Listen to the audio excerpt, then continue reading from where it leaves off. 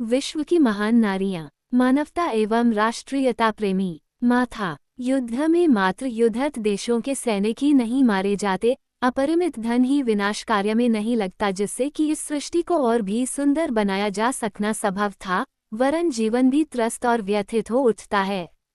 युद्ध ही इतना भयंकर होता है तो फिर महायुद्ध की तो कल्पना ही सिहरा देने वाली होती है। वस्तुतः ये युद्ध की प्रवृत्ति मनुष्य के जंगलीपन का व्यवहार है। फिर भी मनुष्य इस जंगलीपन से बाज नहीं आता, युद्ध बंद नहीं हुए हैं। पिछले महायुद्ध की स्मृतियां धुंधली नहीं पड़ी हैं और न भावी महायुद्ध की आशंकाएं ही समाप्त हुई हैं।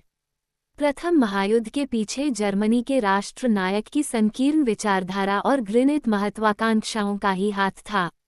उसने सारे संसार को संकट में डाल दिया था। उसके इन घृणित इरादों को धूल में मिलाने में कॉलेज की एक छात्रा ने जो महत्वपूर्ण योगदान दिया वह एक प्रेरक सत्यकथा बनकर रह गया है। ये छात्रा थी बेल्जियम के उबेजक नगर वासिनी कुमारी माथा। माथा ने न केवल कैसर के नापाक इरादों से प्रेरित जर्मन सेना के विरुद्ध गुप्तचर का काम करके लंदन नगर को बचाया, उनकी भयंकर चालों को असफल बनाया, वरन उसने युद्ध के कारण मानवता के शरीर पर लगे घावों की सेवा द्वारा मरहम पट्टी भी की थी। माथा ने अभी जीवन के कुल 18 वसंत देखे थे कि उन्हें भयंकर पतझड़ से सामना करना पड़ा। अभी वह मेडिकल कॉलेज में पढ़ रही थी। श्वेत परिधान पहने, गले में स्टेथोस्कोप लटकाए अपने भावी जीवन की उमंगों में भरी वो कॉलेज जाया करती थी। तभी उसके देश पर विनाश के बादल मदरा आए। 2 अगस्त 1914 को जर्मन सेनाओं ने उसके देश बेल्जियम पर धावा बोल दिया। बेल्जियम की सेना को पीछे हटना पड़ा, जर्मन सेनाएं आगे बढ़ती गईं। अपने देश की रक्षा के लिए माथा के चारों भाई सेना में भर्ती हो गए।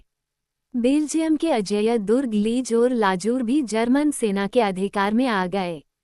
अब तक माथा का अपना नगर जर्मनों के हाथ में नहीं आया था, फिर भी वह भावी के लिए अपने आप को तैयार कर चुकी थी। उसके नगर से युद्ध पीड़ित शरणार्थियों के काफिले गुजरते तो उसकी भीतरी करुणा उसे रुला देती। अब तो अंग्रेज व फ्रांसीसी सेना भी बेल्जियम की सहायता के लिए आ पहुंची थीं। उनके सैनिकों ने उज़्बेक नगर के सुदृढ़ भवनों में अपनी मोर्चाबंदी की थी। उन्हीं मकानों में माथा का एक पैतृक मकान भी था। इतना सब होने पर भी उज़्बेक को बचाया नहीं जा सका। उस पर जर्मन सेना का अधिकार हो गया। परिवार वालों पर संकट आ उपस्थित हुआ, उन्हें पकड़कर बंदी बना लिया गया। सभी कैदियों को अज्ञात स्थान पर भेज दिया गया। महिलाओं को मकानों में बकरियों की तरह दूंस दिया गया।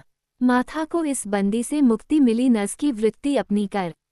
माथा को जर्मन सेनाधिकारियों ने नगर अस्पताल में नियुक्त कर दिया।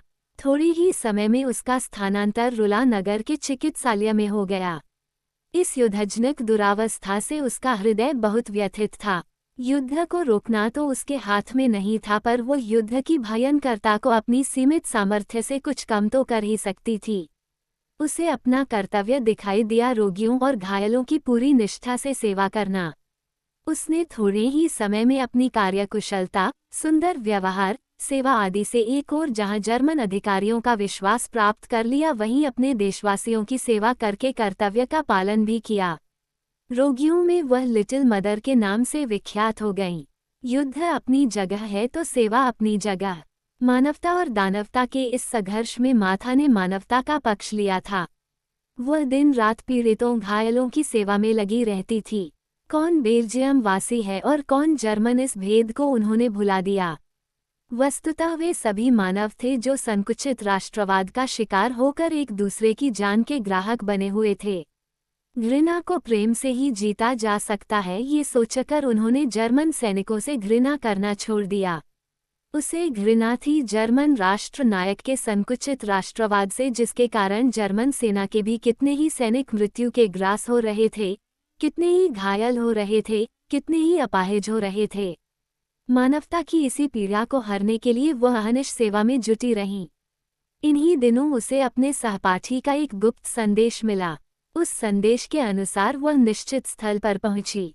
सहपाठी ने प्रस्ताव रखा कि उसे ब्रिटिश गुप्तचर विभाग में सम्मिलित होकर अपने देश को जर्मन आक्रमणकारियों से बचाने का उद्योग करना चाहिए।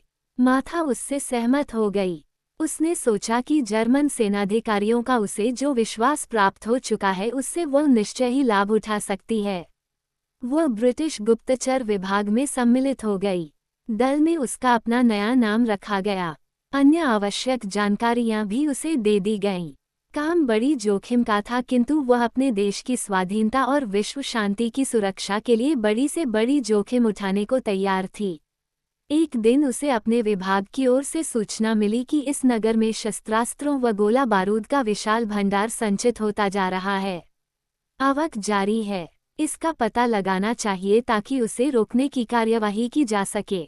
माथा ने बड़ी चतुराई से गोला बारूद की स्पेशल ट्रेन आने का पता घायल सैनिकों को लाने के लिए जा रही एम्बुलेंस के साथ रेलवे स्टेशन जाने पर लगा लिया। इस बात की सूचना उसने गुप्त रूप से अपने दल को दे दी। इस विभाग ने उस स्पेशल ट्रेन को ही उड़ा दिया जो गोला बारूद लेकर आ रही थी। माथा के इस आचरण को क्या विश्वासघात कहा जा सकता है? नहीं, क्योंकि कभी कभी सत्य बोलना भी हानिकारक हो सकता है। इसकी अपेक्षा चुप रहना भी श्रेयस्कर हो सकता है।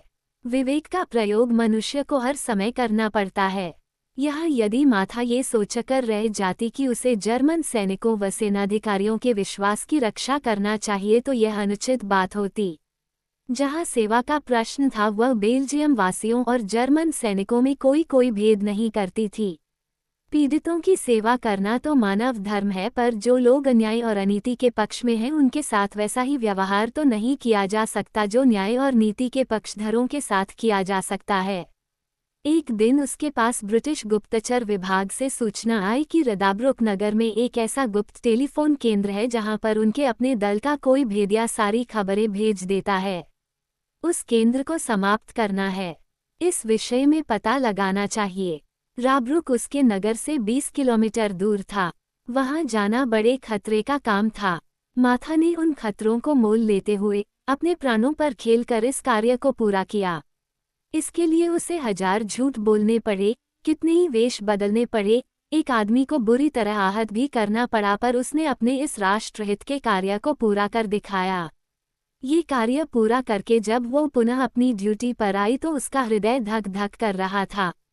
यदि इस बात का पता जर्मन सेनाधिकारियों व गुप्तचरों को लग गया तो निश्चित रूप से उसे अपने प्राणों से हाथ धोना पड़ेगा, पर वैसा हुआ नहीं। अपने डेरे पर लौटने पर उसे जो शत्रु संदेश मिला वह ये था कि जर्मन सम्राट ने उसे चिकित्सा क्षेत्र में सर्वोच्च सम्मान आयरन क्रॉस से सम्मानित किया है। इस सम्मान की प्राप्ति से उसे कोई विशेष प्रसन्नता नहीं हुई। उसने सम्मान की गरज से सेवा नहीं की थी। सेवा का पुरस्कार तो उसे आत्मसंतोष के रूप में मिल चुका था। आयरन क्रॉस उसकी उस मानवीय भावना का यथार्थ पारितोषक भी नहीं था जो उससे बिना थके बिना रुके 18 घंटे घायलों का उपचार करवाता था, सेवा करवाता था। माथा का सबसे बड़ा कार्य लंदन नगर को राख होने से बचाना था। जर्मनी कोई ऐसा आविष्कार कर रहा था जिससे उसकी विजय हो सकने की संभावनाएं बलवती हो सकती थीं। इस संबंध में उसके जासूसों ने प्राणों की परवाह नहीं करके जानकारियां जुटाई। उन्हीं जानकारियों व पूर्व सूचनाओं के आधार पर लंदन नगर की रक्षा और जर्मनी द्वारा आविष्कृत नए जेपलिन यानों की सीमा पर ही समाप्ति संभव हो सकी थी।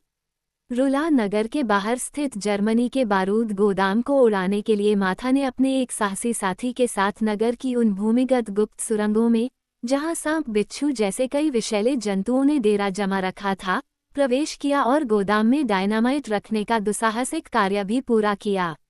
गोदाम उड़ा दिया गया, पर इस बार वह जर्मन गुप्तचरों से बच न सकी। उसकी नाम खुदी हुई घड़ी जो सुरंग में गिर गई थी उन्हें मिल गई। इस छोटे से सूत्र के सहारे वे उसकी सारी कार्यवाहियों का पता चलाने में सफल हो गए। उसे मृत्युदंड देने का निर्णय दिया गया, पर उसकी सेवाओं को ध्यान में रखते हुए इसे आजीवन कारावास में बदल दिया गया। उसे जेल में डाल दिया गया। प्रथम विश्व युद्ध में जर्मनी की पराजय होने के साथ ही बेल्जियम से उसका आधिपत्य समाप्त हुआ। माथा को जेल से मुक्ति भी मिली और राष्ट्रीय सम्मान भी मिला। माथा का यह अनुकरणीय सेवा और साहपूर्ण कार्य नवयुवकों के लिए प्रेरणा व प्रकाशदीप का कार्य करेगा।